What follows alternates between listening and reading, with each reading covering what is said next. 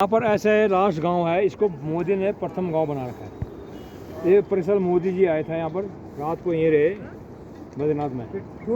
तो यहाँ से ऊपर पड़ता है बॉर्डर, चाइना बॉर्डर है। पहले तिब्बत था, तिब्बत को 1962 में चाइना ने कब्जा कर दिया था। ये रोड जा रहा ऊपर से, वहाँ सिर्फ आर्मी जाता है, सामने आर्मी है, ITB भारतीय पश्चिमा पुलिस। तो यहाँ पर अभी शांत इलाका है, सभी चाइना ने इस तरफ कभी अटैक नहीं किया है।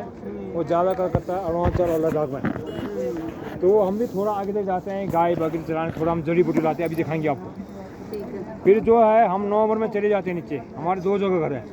चमोली देखा रास्ते में, उसके ऊपर गोपेश्वर हमारे गांव है। तो हम 6 महीने यहाँ रहते हैं, 6 महीने वहाँ रहते हैं। यहाँ पर जब भगवान पर खुलता तभी आते हैं हम, उससे पहले किसी को ध्यान देते हैं। ये रास्ते में हनुमान चट्टी देखा ना, हनुमान चट्टी, वहाँ पर से ऊपर किसी को ध्यान देते, सिविल को, सिर्फ आर्मी रहता है, क्योंकि बॉर्डर इलाका है। वो तीनों धाम जो है दिवाली के दूसरे दिन बंद हो जाएगा, केदारनाथ और यमुनोत्री गंगोत्री।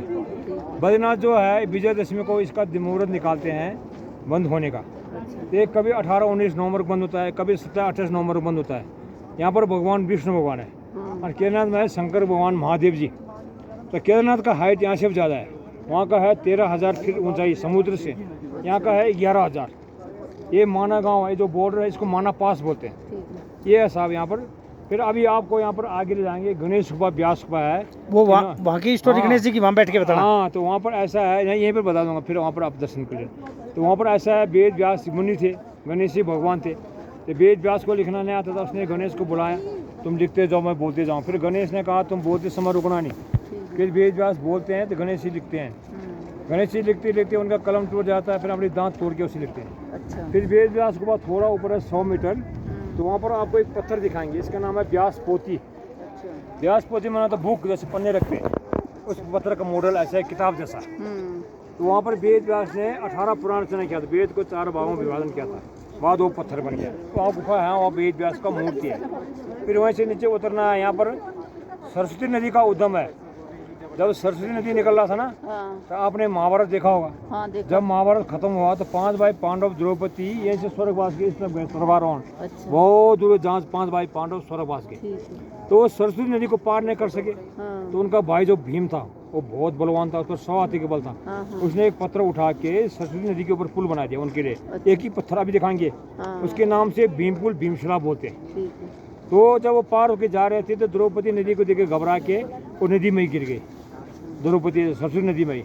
तो बाकी भाई जो है आगे रास्ते में जगह जगह प्राण देते हैं। सिर्फ उनका जो बड़ा भाई था युधिष्ठिर, वो सत्यवान था, वो जिंदा ही स्वर्गवास जाता है, उसका नाम है स्वर्गारोहणी। फिर यहाँ पर 2 नदी का संगम दिखाएंगे आपको, सरस्वती और अलकनंदा का।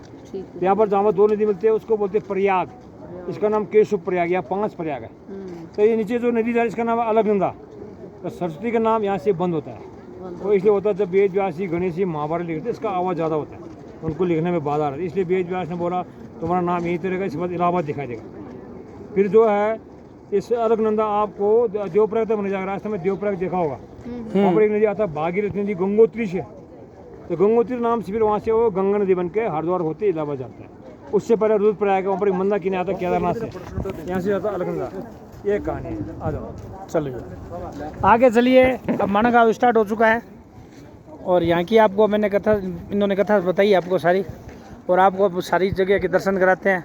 मैं जितेंद्र आपको लिए चलता हूँ माना गाँव।